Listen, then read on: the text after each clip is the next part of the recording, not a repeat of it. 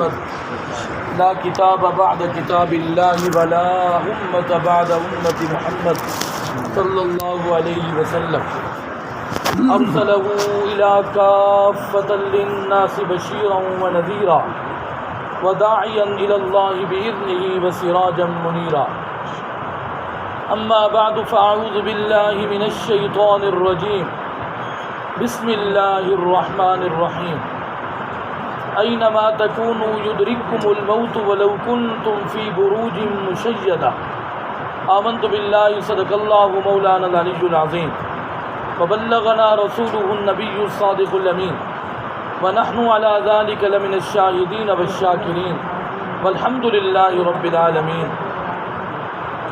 آدمی کا جسم ہے کیا جس پہ شیدا ہے جہاں، آدمی کا جسم ہے کیا جس پہ شیدا ہے جہاں، ایک مٹی کی عبارت ہے اور ایک مٹی کا نشان، خون کا گارا بنایا اینٹ جس میں ہڈیاں، چند سانسوں پر کھڑا ہے یہ خیالی آسماں، موت کی پرزور آندھی جس دم آ کر ٹکرائے گی، وسیع عمارت ٹوٹ کر خاک میں مل جائے گی۔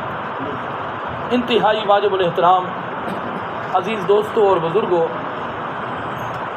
ہم یہاں رانا مہتاب صاحب مرحوم مغفور ان کے اصالِ ثواب کے لیے جمع ہوئے ہیں۔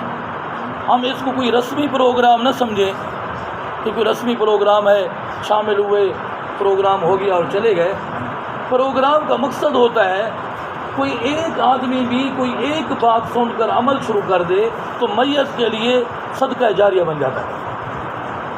یہ تو ایسا ہی ہے نا، حدیث پاک کے اندر آتا ہے، جناب رسول اللہ صلی اللہ علیہ وسلم نے ارشاد فرمایا، من دل علی خیر فلہ اجر مثلہ، جس نے کسی نیکی کی طرف دلالت کر دی، اشارہ کر دیا، صرف اشارہ کر دیا اور اگلے بندے نے وہ نیکی والا کام کر لیا تو فلہ اجر مثلہ، جو ثواب ہے اس کے برابر ملے گا، اس کو اشارہ کرنے والے کو بھی ثواب برابر ملے گا۔ اللہ تو دینے میں بیٹھا ہے، اشارہ کرنے والے کو بھی ثواب برابر ملے گا۔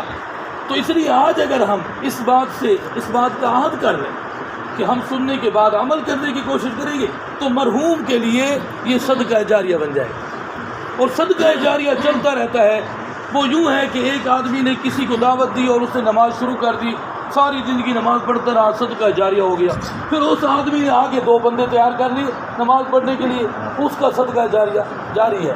اس نے آگے 1 اور یا 3 آدمی تیار کر لی، تو یہ تا قیامت سلسلہ اسی طرح چلتا رہا تو ایک بندے کو تیار کرنے والے کو پورا ثواب مل رہا ہے۔ تعلیم کے لیے بھی اسی طرح ہے، کسی استاد نے اپنے ایک شاگرد کو تیار کیا اور وہ شاگرد آگے شاگردوں کو تیار کرتا ہے اور ان میں سے تیار ہو کر وہ تعلیم حاصل کر رہے ہیں، قرآن مجید پڑھ رہے ہیں، تلاوت کر رہے ہیں، عبادت کر رہے ہیں، تو استاد کے حق میں ایصال ثواب جا رہا ہے۔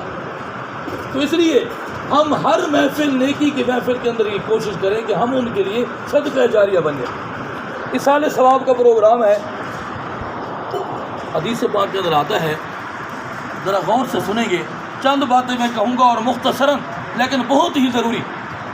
حدیث پاک کے اندر آتا ہے، میت ایصال ثواب کے لیے اتنی شدت کے ساتھ انتظار کرتی ہے جتنا بھوکا، شدید پیاسا پانی اور کھانے کی انتظار کر رہا ہوتا ہے، اس سے کہیں بڑھ کر میت ایصال ثواب کی انتظار کرتی ہے کہ میرے لیے کہیں سے ایصال ثواب آ جائے اور میرے لیے کوئی نرمی ہو جائے قبر کے اندر، کوئی آسانی ہو جائے قبر کے اندر، وہ انتظار میں ہوتے۔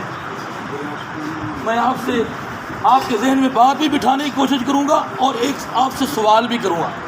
میت ہے انتظار میں ایصال ثواب کے لیے، جو آدمی کسی ہر وقت انتظار میں ہو کسی چیز کی، وہ تو ہر وقت ضرورت مند ہوتا ہے نا، ہر وقت۔ اور ہم ترتیب بنا لیں، تیسرے دن ایصال ثواب کریں گے، پھر 7ویں دن کریں گے، پھر 40 دن کے بعد کریں گے، پھر سال کے بعد کریں گے، تو میت کو تو ہر وقت ضرورت ہے۔ ہمارے اکابرین یہ فرماتے ہیں کہ ایصال ثواب روزانہ کیا جائے،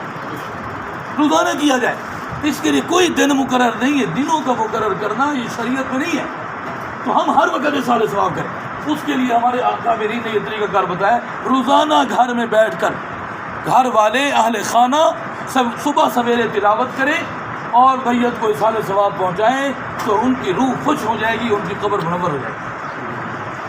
ایصال ثواب کے لیے قرآن مجید کی تلاوت ہے، درود شریف ہے، کلمہ طیبہ ہے اور استغفار ہے، اور جو بھی وظائف آپ پڑھیں وہ ایصال ثواب کے لیے ہیں۔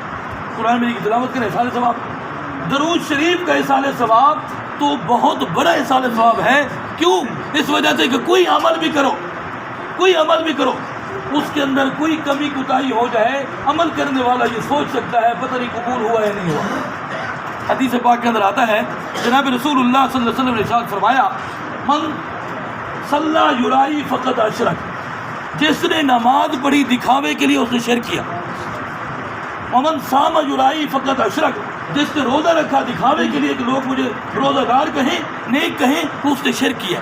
ومن تصدق یرائی فقد اشرک، جس نے صدقہ کیا لوگوں کو دکھانے کے لوگ مجھے سخی کہیں، اس نے شرک کیا ہے۔ تو عمل کے اندر تھوڑا سا دکھاوا بھی ہو جائے وہ شرک بن جاتا ہے، وہ عمل ضائع بن جاتا ہے۔ ہم اپنے ہر عمل کو اللہ کی رضا کے لیے کریں کہ اللہ راضی ہو جائے۔ علامہ ابن جوزی رحمۃ اللہ علیہ سید الخاطر میں لکھتے ہیں کہ کوئی نیکی کرنا جتنی بڑی نیکی ہو اگرچہ وہ مشکل ہے، لیکن وہ اتنی مشکل نہیں جتنی اللہ کی رضا پیدا کرنا مشکل ہے، کہ ہر عمل کے اندر اللہ کی رضا پیدا کر۔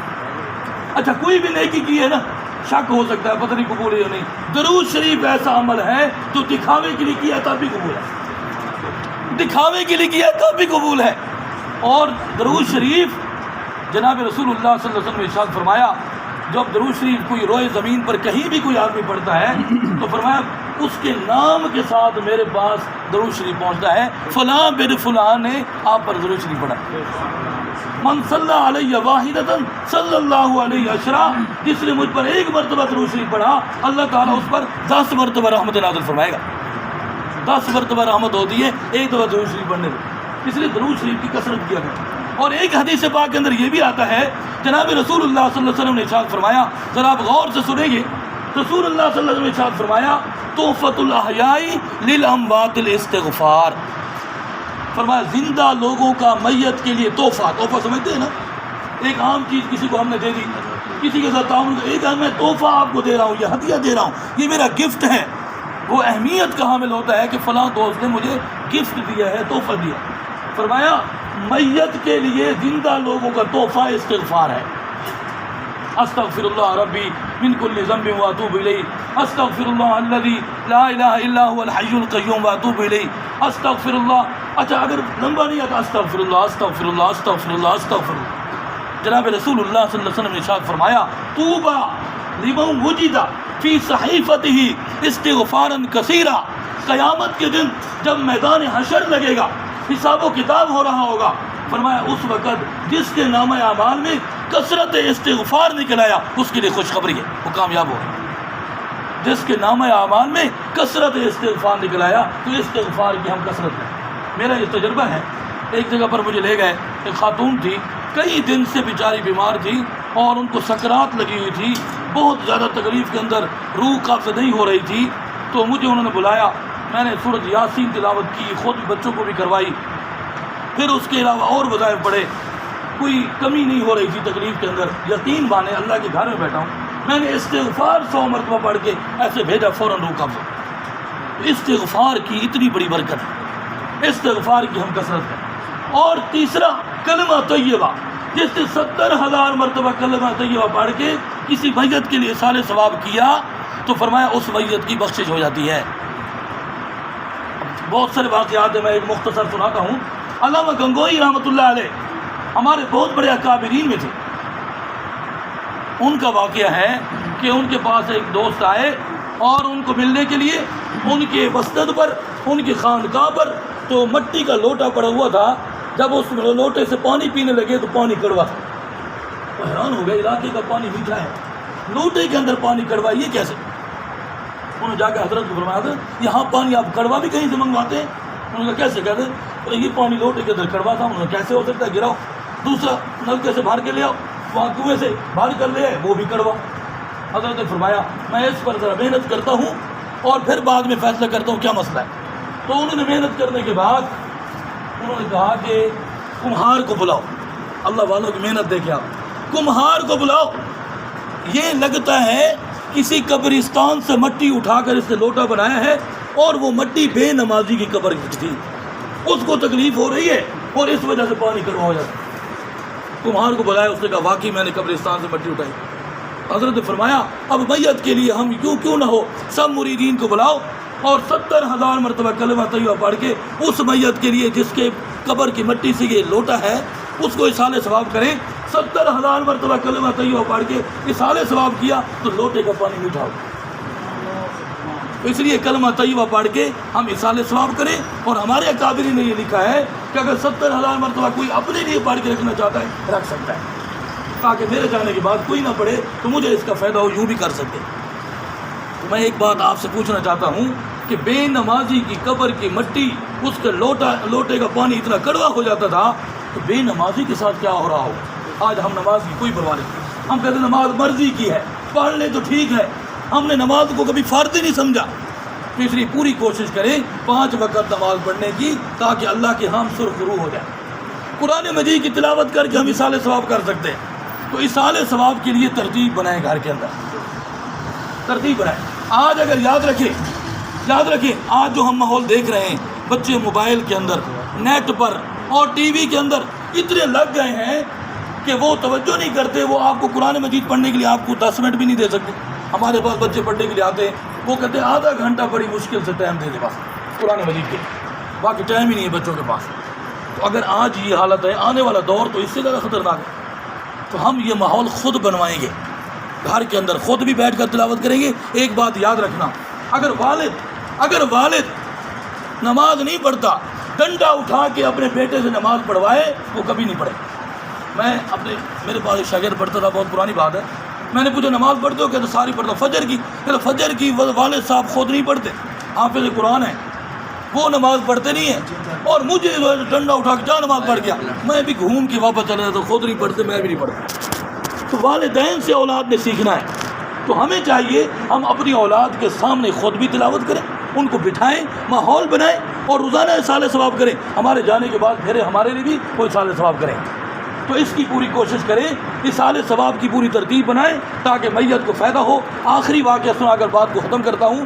ایک بزرگ صاحب کشف تھے، قبرستان سے گزر رہے تھے، انہوں نے دیکھا کہ لوگ جو ہیں وہ چن رہے ہیں، سب لوگ نظر آئے نا، چن رہے ہیں، جیسے کوئی چیز بکھری پڑی ہو، چن رہے ہوں۔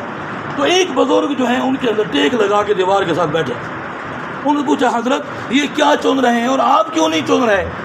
انہوں نے کہا یہ اصالِ ثواب چن رہے ہیں، کوئی رشتہ دار، کوئی عزیز، کوئی دوست، کوئی حبیب، کوئی رفیق، ان کو اصالِ ثواب جو بھیج رہا ہے نا، یہ اس کو چن رہے ہیں۔ انہوں نے کہا پھر آپ نہیں چنتے؟ انہوں نے کہا میرا بیٹا حافظ قرآن ہے، مجھے پرچون کی ضرورت نہیں ہے، مجھے اصالِ ثواب تھوک سے آتا ہے، اس لیے مجھے چننے کی ضرورت نہیں ہے، الحمدللہ مجھے بہت فائدہ ہے۔ ٹھیک ہے، بہت بڑا فائدہ ہے، حافظ قرآن کے قرآن مجید پڑھنے سے والد کو اتنا فائدہ ہو رہا ہے۔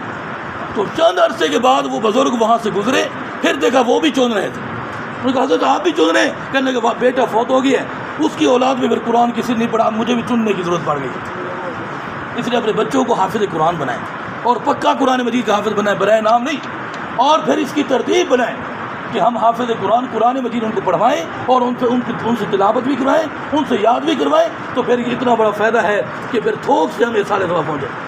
اور آخری بات یہ ہے کہ کوئی آدمی بھی کسی کو اصالِ ثواب پہنچائے، کوئی بھی، اس کی نیت کرنی پڑتی ہے، جب تک نیت نہ کرے اصالِ ثواب نہیں پہنچے، صرف نیت کرنے کی ضرورت ہے۔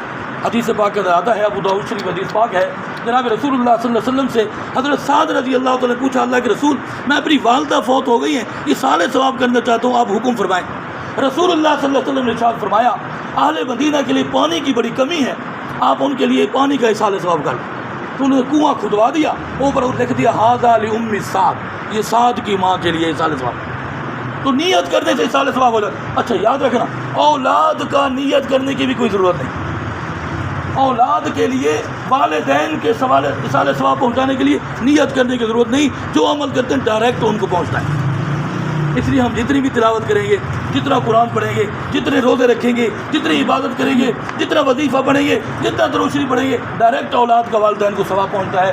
اس کی پوری کوشش کریں، اللہ تعالیٰ مرحوم کی مغفرت فرمائے اور ان کی قبر کو منور فرمائے، صغیرہ کبیرہ گناہوں کو معاف فرمائے، درجات کو بلند فرمائے، جنت الفردوس کے اعلیٰ مقام نصیب فرمائے۔ وآخر دعوانا